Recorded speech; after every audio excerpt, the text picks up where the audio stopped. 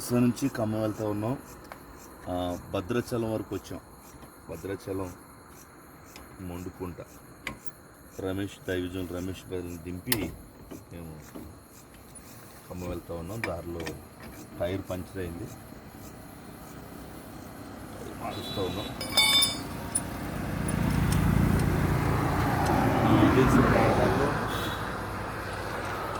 మన ప్రయాణాలు చాలా ఆటంకాలు వస్తాయి. మనం చాలా జాగ్రత్తగా చూసుకోవాలి. స్టెప్ని లేకపోతే ఈరోజు మా పని ఇప్పుడు అడవిలో ఆగిపోయేవాళ్ళు.